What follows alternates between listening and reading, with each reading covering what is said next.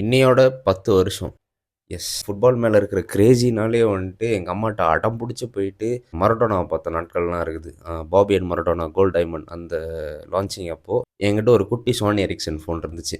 So கிட்ட போயிட்டு மரடோனாவ இப்படி தொட்டுட்டு அந்த வீடியோ வந்துட்டு வச்சிருந்து நான் பார்த்துக்கிட்டே இருந்த காலங்கள்லாம் இருந்துச்சு அப்போ.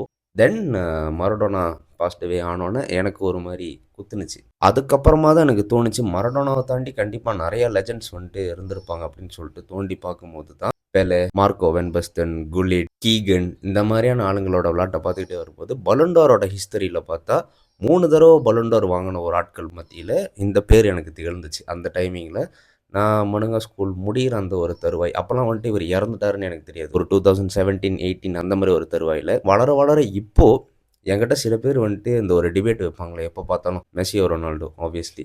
சர்காஸ்டிக்காண்டி நான் சொல்லல. My answer will be Johan Cruyff. Pele or மரடோனான்னு கேட்டாலும் கூட my answer will be Johan Cruyff. Or மெஸ்ஸியோ, ரொனால்டோன்னு கேட்டால் கூட my answer will be Johan Cruyff. இந்த 2 செட் ஆஃப் டிபேட்டை உருவாக்கும் போது நீங்கள் பார்த்தாலும் பெலே, மரடோனா, மெஸ்ஸி, ரொனால்டோவுமே நான் பார்த்து வளர்ந்த ஒரு செட். இன்னொன்று வந்துட்டு நான் பார்த்து வளராத ஒரு செட். இப்போது தெரியும் ஓகே அவங்களோட கேம் பிளே அப்படின்னு சொல்லிட்டு. But this man Johan Cruyff வந்துட்டு ஹி கேன் டூ எனிதிங்.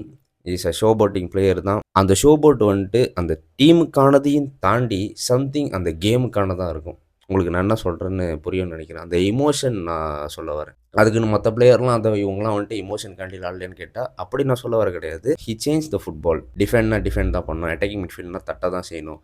ஸ்ட்ரைக்கர்னா போயிட்டு கோல் தான் அடிக்கணுங்கிறத தாண்டி ஈச் அண்ட் சம்திங் லைக் இந்த டிக்கி டக்கா அப்படின்ற ஒரு வகையராவை கொண்டு வந்ததே அவர் தான். இன்றைக்கி நிறைய பேர் வந்துட்டு பெப் கார்டியோலாவை வந்துட்டு அப்ரிஷியேட் பண்ணுறாங்க. பாசிங் 1-2 ஏதோ ஒரு டீம் பண்ணாலே அப்ரிஷியேட் பண்ணுறாங்க. அதை கொண்டு வந்ததே இவர் தான் அப்படிங்கிறத இங்கே நான் பெருமையாக சொல்லிக்கிறேன். பிகாஸ் அவர் சொன்னதே தான், playing football is easy but playing simple football is very very tough. அந்த ஃபிலோசஃபியும் பிச்சையை மாற்றி விட்டு வானுக்கு சென்ற என் தலைவன் யோஹான் கிரைஃபுக்கு இன்னைக்கு நினைவு நாள். ஒரு ரொனால்டோ ஃபேனாக என் வாழ்க்கை இந்த பந்துலாட்டு கெரியருக்குள்ளே ஆரம்பித்து ஒரு ரசிகனாக பார்த்து விளாண்டு இன்ஜெக்ட் ஆகி எல்லாமே போய் எனக்குன்னு ஒரு கான்ஃபிடென்ஸ் திரும்ப வரணும்னா சில பிளேயருங்களை நான் பார்க்குறது உண்டு. ஓகே ஹசார்ட், அவங்களோட ப்ரைமில் இருந்தப்போ டேவிட் சில்வா, மானே. இப்போ எனக்கு அந்த கான்ஃபிடென்ஸ் அந்த தைரியத்தையும் தாண்டி ஸ்பிரிட் அப்படி வரணும்னா இவரோட ஃபோட்டோவை பார்த்தாலே போதும். எனக்கு ஓகே மூச்சு இருக்கிற வரைக்கும் நான் பந்து விளையாடுவேன் அப்படின்ற ஒரு கான்ஃபிடென்ட் கொடுக்கறது, ஒரு எமோஷனை கொடுக்கறது என்றைக்குமே யோஹான் கிரைஃப் தான். என்ன மாதிரி எத்தனை பேர் வந்துட்டு பிகினிங்லேருந்தே அவரை பற்றி தெரிஞ்சுக்கணும் அப்படின்னு நினச்சி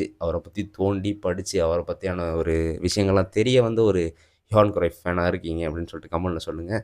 and yeah, in our memories always king Johan Cruyff.